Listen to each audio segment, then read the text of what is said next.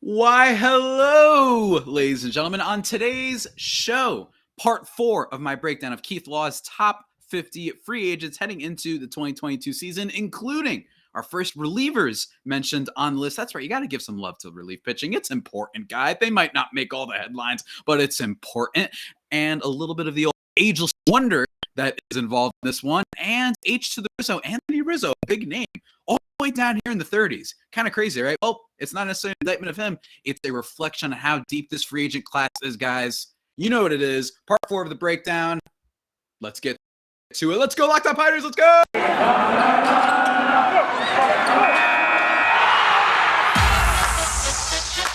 You are Locked On Padres, your daily San Diego Padres podcast. Part of the Locked On Podcast Network, your team every day.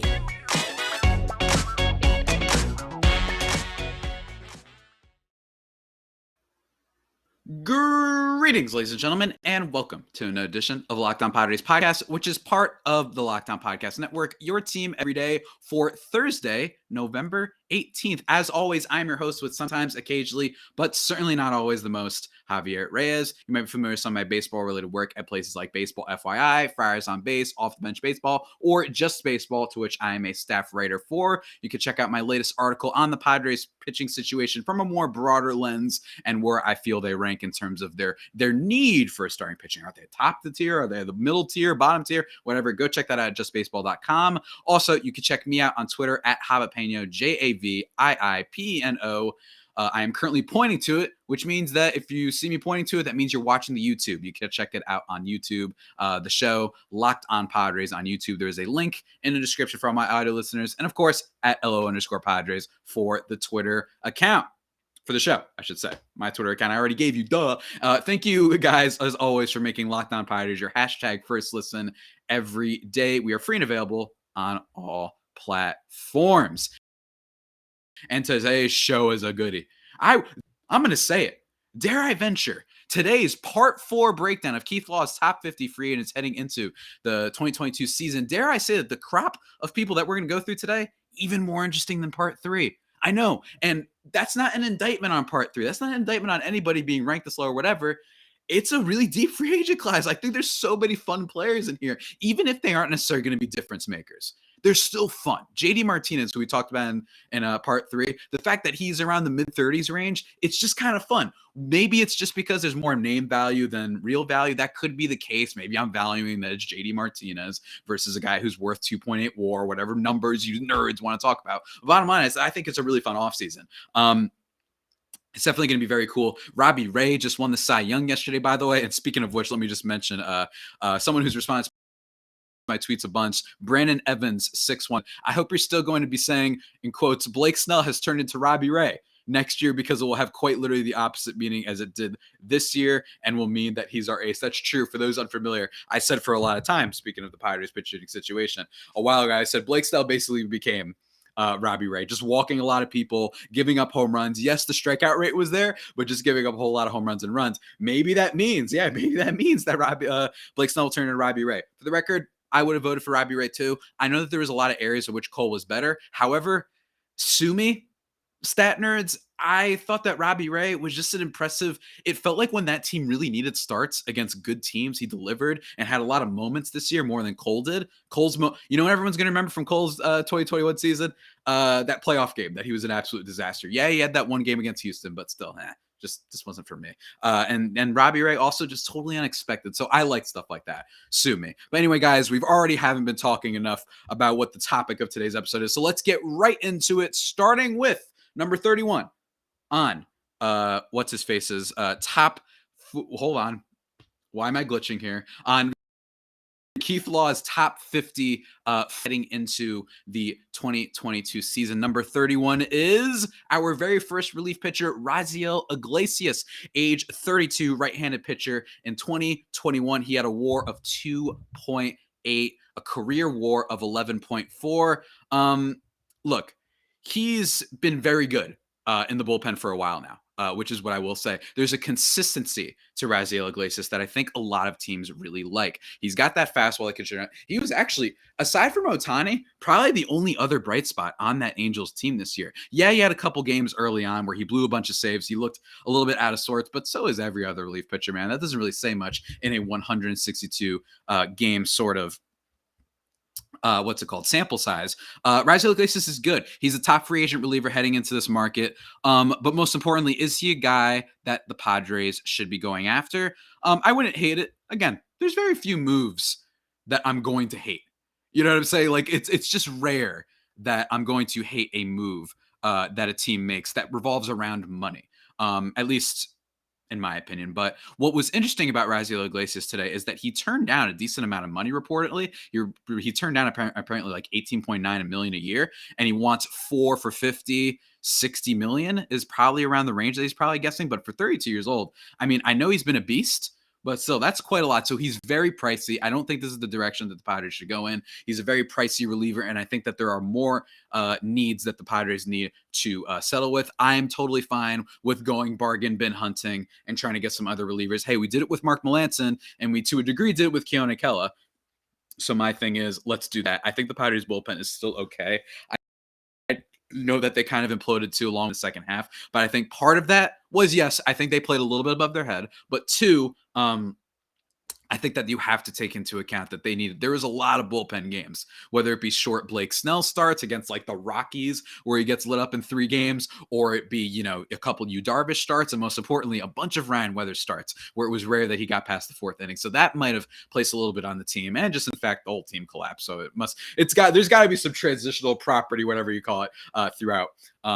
So yeah, I don't think this is a guy for the Padres to target. I'm curious to see where he goes. I could see a bullpen heavy team. Maybe a team like Philly might spend on this guy. Maybe a team like the Yankees. Maybe if they don't feel great about the fact that Aroldis Chapman has declined. But otherwise, not the direction I think the Padres are going to be going in, guys. That's enough out of Raziel Iglesias, though. Number 32 on Keith Law's top 50 free agents heading into the 2022 season is infielder Eduardo Escobar, age 33.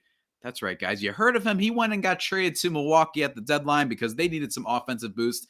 And that's kind of what he is. I mean, Eduardo Escobar wasn't this year what he was a couple years ago, which was he was genuinely like the MVP of that Diamondbacks team, or at least one of them, along with Ketel Marte. Eduardo Escobar, Ketel Marte. You had the Marte party when it was Starling Marte and Ketel Marte. But for the most part, I mean, Eduardo Escobar had a decent bounce back this year. In 2021, a 2.6 WAR, career WAR of 12.0. It's not the best in the world. Don't get me wrong. This guy isn't going to be making all the headlines. But if you just need a power bat who isn't going to be too much of a minus defensively, Eduardo Escobar might be the direction that you're heading in, especially if you're a team that just needs to add a little bit of something. Maybe you want to add some depth. Maybe you want to platoon some guys. Maybe you want to use them certain days and certain other days. But like, yeah, is he going to be back from kind of what he did? I mean, in 2021, guys, 253, 314, that's not the worst on base skills in the world. And for you to hit 28 bombs, that's not bad either. Again, he's probably not going to replicate what he did in 2019, which was 269, 325, 11 slash line with 10 triples, by the way, on top of all that, which is nuts, and 35 bombs, 118 ribbies. I know ribbies aren't necessarily the best stat, but still, he's probably not replicating that. But still, as a low bargain bin option, if you're a team that has decent enough depth already, that needs an infielder, Eduardo Escobar, not a bad guy. Again, as Keith Law mentions here, Escobar sure seemed to enjoy getting out of Arizona, hitting better in 2 months in Milwaukee with the best walk rate of his career and a return to a normal BABIP after he had just a 271 BABIP with the Diamondbacks over parts of 3 seasons. I think that there might be some upside here, but I'm not saying that it's the upside of that year when he hit 30 bombs and 10 triples and all that. But he is one of those sneaky guys that if like the Giants get this guy, I'd be worried. You know what I mean? I'd be like, oh my God, now I don't remember exactly what their infield situation is, but I'd be worried because of the fact that the Giants seem to get the best out of their hitters. I'd be very worried about it. What do you want from me? It would scare me for sure. I don't know. I would just be terrified if the Giants got that guy because, they love turning decent players into great players. That if he goes to the Giants, I would predict like a 270, 340 with like 30 bombs type of slash line just because of that. I feel like I'm so confident in that Giants organization, but crazy stuff indeed. Again, These are solid players, guys. I'm not just saying this for you to be interested in my episode. There are a lot of really cool free agents this offseason that might not always be interesting for the Padres, but for a lot of teams that are looking to retool. A lot of teams who have been in the gutter. I'm talking about Detroit Tigers. I'm talking about, the Texas Rangers who reportedly might want to spend a little bit of money. There's players out there for you. At least put together a at least maybe exciting ball club. At least it'll give you some new faces. There's a lot of stuff out there. And now number 33, guys, we're taking it a little bit slow today with the free agents. Forgive me. But number 33 on Keith Law's top 50 free agents heading into the 2022 season is the ageless wonder. The one who's been a subject of some conspiracy theories, dare I say. That is Nelson Cruz, DH, age 41 in 2021 with a WAR of 2.5, career WAR of 42.4. As Keith Law writes very funny in here, somewhere in Nelson Cruz's home, there's a baseball card hanging on the wall, covered by a curtain, a picture of him looking old and haggard on one side, and on the other side, he's hit 160, 230, 280 in 2021 and was released in late May. Look, here's the thing. Doesn't make any damn sense what Nelson Cruz is doing. It hasn't made sense for a while that a guy who gets busted for the steroid stuff, he comes back and he's better than he was for it, right? He's better than he was with the Rangers. He blows up in Baltimore. God, those Baltimore teams were fun. Those teams were very similar to the Yankees, where it was just home run or nothing, home run or walk. Those teams were fun with Mark Trumbo, Nelson Cruz, and Chris Davis, and Manny Machado, San Diego's own Manny Machado. Really fun stuff with Nelson Cruz. But the way I see this, if the National League gets a DH, this guy, all of a sudden his market increases. Otherwise, not a guy the Padres should be looking into. I know that there's that report they tried him out at second base, or they were thinking of ways to fit him into the lineup. Not a bad thing necessarily to do, but in my opinion, not a guy that the Padres will be targeting unless the DH gets added, and even then see it.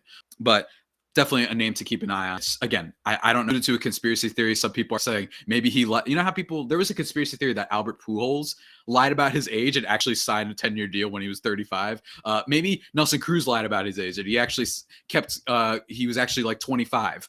And then these past like 8 years or whatever, he's actually only in his mid-30s. I don't know. But what I do know, guys, something very important. That is that betonline.ag is the number one spot for all of your betting action. That's right, guys. They're back and better than ever with a new web interface for the start of the basketball season and more props, odds, and lines than ever before. Head to their new updated desktop or mobile website to sign up today and receive your 50% welcome bonus on your first deposit. Just remember to use their promo code LOCKEDON to receive your bonus from basketball to football to baseball to, NHL, boxing, UFC, your favorite Vegas casino games. BetOnline is here for you. It is the fastest and easiest way to bet all of your favorite sports. BetOnline, where the game starts.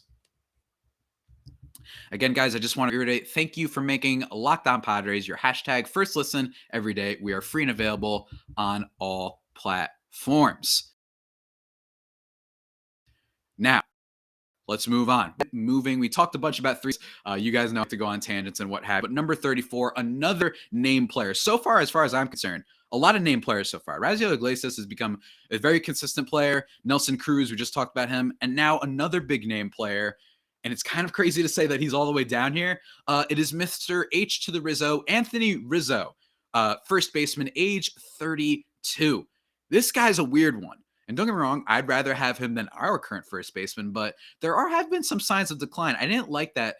I think a lot of Yankees fans forgot because he had that initial moment when he got traded to the Yankees deadline. First of all, just the fact that he was on the Yankees, I think just got everybody excited because he was rumored to be going to the Red Sox.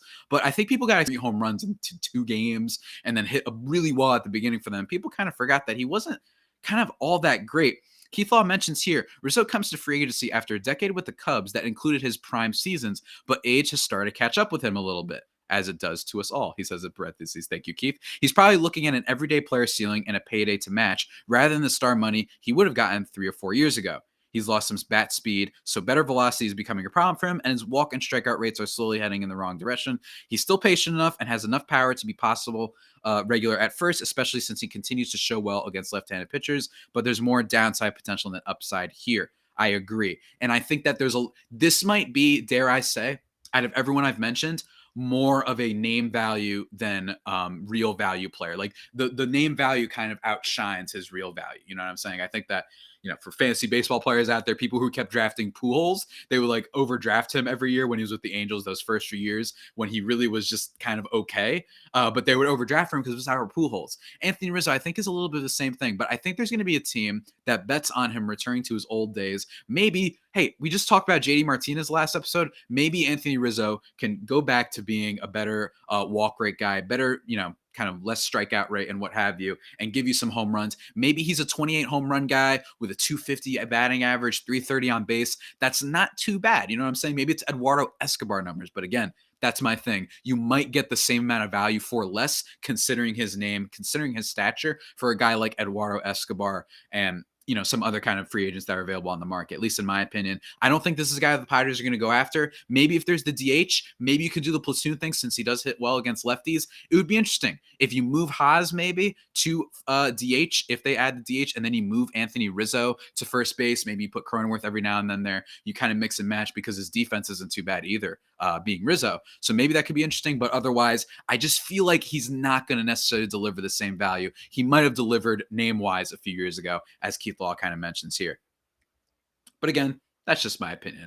And now the next item on the list, number 35 on Keith Law's top 50 for free agents heading into 2022 season is another Kenley Jansen, right-handed pitcher over from the Los Angeles Dodgers, age 34. In 2021, he had a WAR of 2.3. His career WAR sitting at 18.6. He's excellent. He's excellent. But I will say, he's steady with the strikeouts. He still has that ability. I know he's made some people nervous because with the Dodgers, he's famous for having a couple blowups. Don't get me wrong, he can blow up. But what I didn't like is that there was a good portion of the season in which his walk rate was the highest of his career and his home run to fly ball rate was way too unsustainably low. I think that there's a good, and his BABIP, by the way, was really low. There was a point when his BABIP was like 210 or something like that. So I'm wondering if maybe this isn't the guy in theory that you think you'd be getting at age 34. Maybe the best from Kenley Jansen have subsided. If it isn't, that wouldn't surprise me either. The velocity is still okay. With his trademark cutter up over 1.5 miles per hour from 2020 and with a higher spin rate, albeit one that declined as the year went on. It was in slider territory back in April. He says in parentheses that is Keith Law reading from. So again, he's got the strikeout stuff, but don't pay premium. Don't expect that this guy is going to save all of your closer concerns. He is a Dodger, so not to do too much Dodger loving, but he's still a very solid player, and I think he should be an interesting one to see where he goes. But in general, my thing is there is a feeling that maybe he got a little bit lucky. He could be one of those guys, by the way, like Craig Kimber was like this, where next season could be bad and then the year after he'll be great. You know what I'm saying? Kimber was terrible for the Cubs at first and everyone thought he was done. And then he came back this year when it was awesome, except for that weird stint he had with the White Sox. But I don't know. That was just weird. I think it's because he was a setup man. But anyway, moving on now to number 36, because that is another guy I don't think the Padres will be interested in. Here is another one that is arguably, I give the Pablo Sandoval Award. And that is award for a guy who might win a whole lot more people over only because of a small sample size and because of the playoffs. That is 30-year-old Jorge Soler, outfielder. In 2021, he had a WAR of negative 0.4, career WAR of 3.5. This guy, for the most part, pretty disappointing major league career. I know he's had a couple seasons where he mashed the home runs. He did that in Kansas City. I get it. But here's the thing.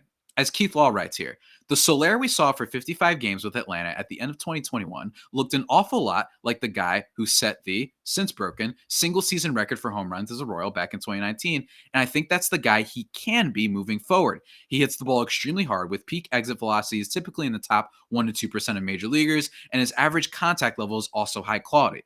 But in most years of his career, he just hasn't made enough contact, or in 2018, he's put the ball on the ground too much. So that's my thing here. I know that there's some Padres fans will probably be like, we love the power potential, and I do too, don't get me wrong.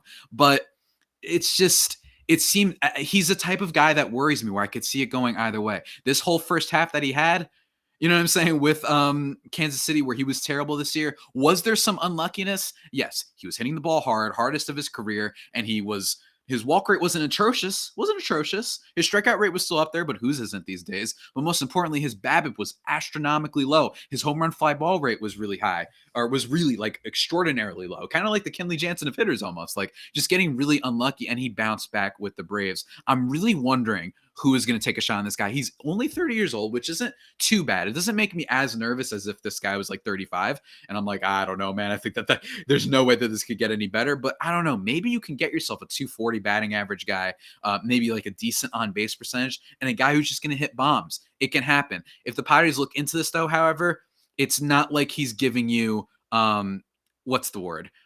Anything resembling good defense. As Keith Law mentions here, he has been all kinds of awful, or at least many different kinds of awful in the outfield, creating negative outs above average, outs below average, I suppose, he says, in every year but the shortened 2020 season. So maybe he needs to DH or just play left field in a small park like Houston.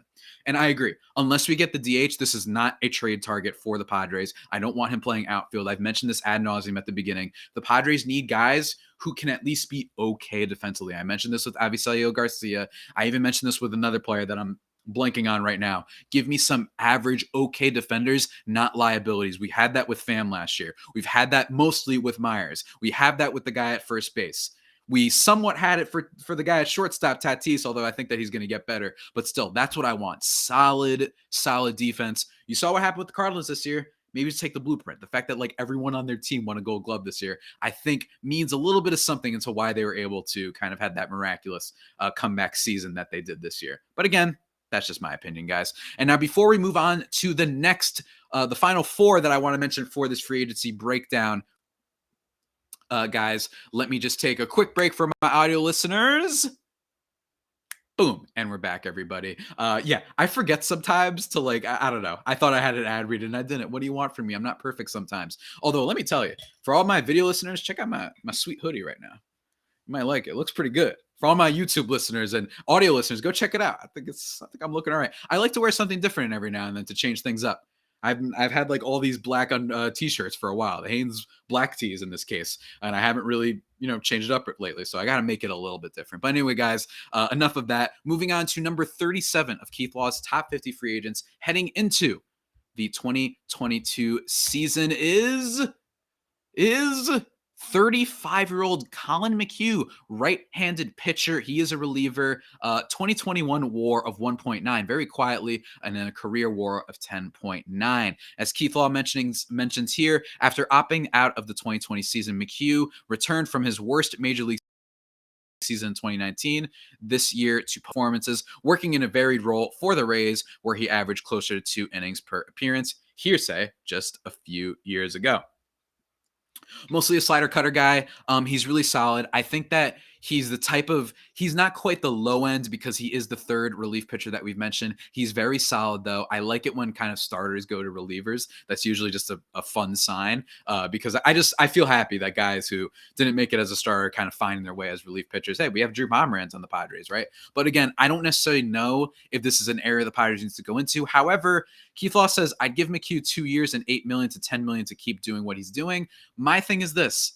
Call me old school. This is just a little bit of a feeling thing.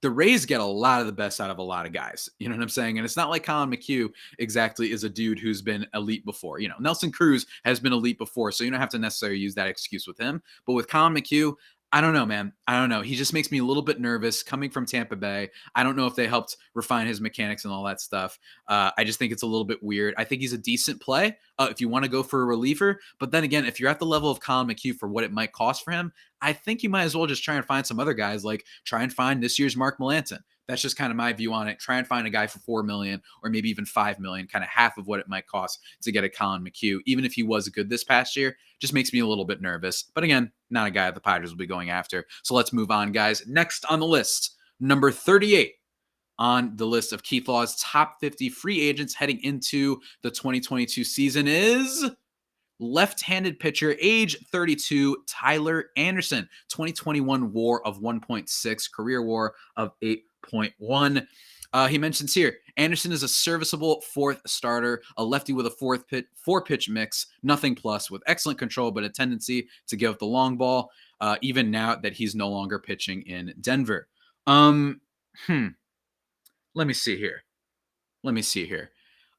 This is another guy that, like, if the Padres just want an innings eater, not bad. I mean, with the Phillies, like, I actually kind of liked, I mean, they didn't acquire him after all. That's what ended up happening. That trade got botched. But, like, I actually don't mind that. If you're kind of just really, really down and you're like, let's go bargain bin hunting. You know what I mean? He's 32 years old. He's not too old. If the Padres want to go in this direction, I would not begrudge them. I've said this a lot of times. I don't necessarily think that the Padres need to go all in with upgrading the rotation because they already have so many pieces in place. Again, that also, I say the caveat is if Clevenger, Lamet, Gore, and Paddock and all these guys are kind of coming along, I'm talking about like the Musgrove, Snell, Darvish thing that I think that taking chances on those guys being good again, or at least returning to being good in the case of Darvish and Blake Snell, I think I'd rather do that than spend a whole bunch of money on some of these top line starters and just take little gambles, take little niblets of Alex Wood, Alex Cobb. I like both of those guys a lot. And maybe Tyler Anderson is a guy, innings eater. Maybe he can become useful down the stretch, especially with the health concerns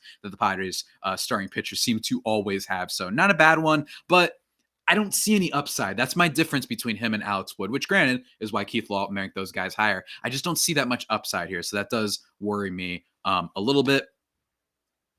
But yeah, let's move on, guys, to number 39 on the top 50 free agents heading into the 2022 season. It is 34-year-old potential Hall of Famer question mark. I don't really know. It is a relief pitcher, right-handed pitcher, Craig Kimbrell, 2021 WAR of 2.5, career WAR of 21.9. As Keith Law writes here, the Cubs gave Kimbrell a 3-year deal partway through the 2019 season, and the first 2 years were disastrous. 36 innings, 24 runs allowed, including 11 homers and 24 walks for a 6 ERA, and he was a revenant for the first 4 months of 2021 and was traded to the other side of Chicago and turned right back into a pumpkin with a 5.09 ERA and a big spike in his home run rate again.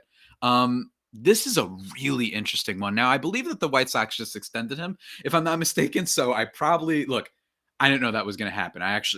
Last year, we didn't get literally anything in free agency. I think the only thing that happened in free agency last year, what was it, like Anthony DeSclafani? Maybe with the Giants. I think that was like the only thing we got. This year, we're all of a sudden getting stuff, which is really exciting. But anyway, and that might have to do with the lockout, certainly. But I think Kimbrell, if you're rolling the dice, it's not a bad roll of the dice. But then again, I don't like how much he fell back. Maybe that is the case. That's what I alluded to earlier. That being in the setup role, being taken out of the closer role, maybe that messed with his mental mojo. Maybe it's that transitioning to the American League. Maybe there are better hitters in the American League. I don't know. Because on the same time, the division of the White Sox wasn't exactly all that dynamite this year. So it's really concerning right back. Did he just have an incredible first half? We have seen this before, guys. We have seen relievers, the most volatile position in the game, have really great first halves and just completely fall off afterwards. They've had really good seasons and fall off afterwards. You know, one of my favorites that I always bring up is Alfredo Simone, back with the Cincinnati Reds all those years ago, where he came out of nowhere, was great, and then fell off. Now, granted, this is Craig Kimbrell we're talking about here. As Keith Law mentions, you're rolling the dice, but 1 year and $10 million, it might work for a contender hoping to catch the good Kimbrell in a bottle. I couldn't go longer given his track record over the longer term. That is the thing with his track record, with his stature, you can bet on him being better. And the White Sox are certainly doing that. So not much to talk about here. He was a guy I know the Padres wanted to trade for at the deadline, but hey, shouts to the Cubs, a decent return for a guy that might have been just overplaying above his head in the first half. So they sold at the right time, potentially. So shout out to the Cubs. And now lastly, the last name we're going to talk about for today, guys, number 40 on Keith Law's top 50 free agents heading into the 2022 offseason is Jonathan Valar, infielder, age 31. He had a 2021 WAR of 1.8, career WAR of 13.4.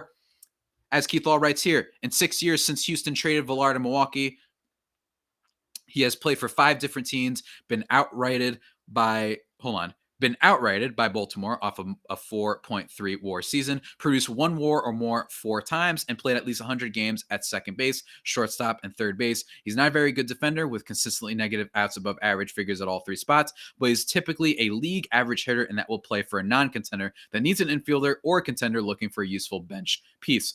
Agreed. I think the Padres could look into this if you need a bench piece. However, with the amount of infielders they have so many infielders, not to mention that CJ Abrams, their top prospect, one of the best prospects in baseball, is kind of, an on the mend, lurking in the shadows, dare I say. This is probably not a guy that the Padres are going to go after. Again, as a bench piece, not too bad. He also got a decent amount of speed on the base paths. He had a fun moment with the Mets earlier this year, I think, when he was stealing third or when he was running home. I forgot exactly what it was, but that was a lot of fun. Or maybe that was just Javi Baez with that one walk-off hit. I don't know. Shouts to Javi Baez, though. What a fun player. I think that Jonathan Valar, my biggest experience with Jonathan Valar is that he just had that one insane season where he stole like 70 bags. That was awesome, by the way, because I had him in fantasy baseball. And he was just he was like a league winner. You know what I mean? Because it's not like nobody drafted this guy. You know what I'm saying? I'm going to pull up his numbers actually to be exact. Let's see here. Stolen bases. Yeah, it was back in, wow. I feel old all of a sudden. Wow, time is flying. That was back in 2016 when he stole 62 bases and actually managed to slug 19 bombs, which isn't too bad. Not too bad for a guy that's basically all speed and no power. And basically after that, 23 steals, 35 steals. He had 40 steals with Baltimore, as Keith Law mentioned, that one kind of good season. But this is not a guy for the Padres because on top of the CJ Abrams thing, they've got the Adam Frazier stuff. They've got the Hassan Kim. Maybe he can still turn into something. I don't want to give up on him yet. And you've got Jurickson Profar, who opted into his player contract and all that, which was no surprise or whatever, even if he didn't have a great season. So a little bit of a crowded infield right now for the Padres. So I doubt this is the direction they'll go in. If they're going to go in a direction, assuming we get a DH, they're probably going to just look for another power, really solid at bat, even if that means like a Jorge Soler type. You know what I'm saying? They might take a risk on that guy if we get the DH. But again, with all that collective bargaining agreement stuff and mumbo jumbo, who knows if we're getting that, guys? We cannot bank on that. Basically, throughout this free agency walkthrough, I've been assuming that we won't. I've actually been mostly assuming that we are. I'm not going to lie to you. I've been assuming that we are, but it is a caveat. We don't know for sure that that's coming our way. So when it comes to team building, we have to see. And again, as I've said so many times, you know why it's going to be fun to have the DH? It makes the deadline, it makes free agency, it makes those things more fun. Forget the in-game experience, which is literally objectively better, that we don't have, Blake Snell staring at 3 pitches down the middle, like once every day, like it's just once every 6 days or whatever when he pitches. Like that's pretty dumb. But just of the factor of like team building and deadline, like, you know how many more teams would have been interested in Nelson Cruz if there was a DH? Would have been a lot better. But anyway, guys, that about does it for part 4 of this breakdown of the top 50 free agents, according to Keith Law, for the 2022 season.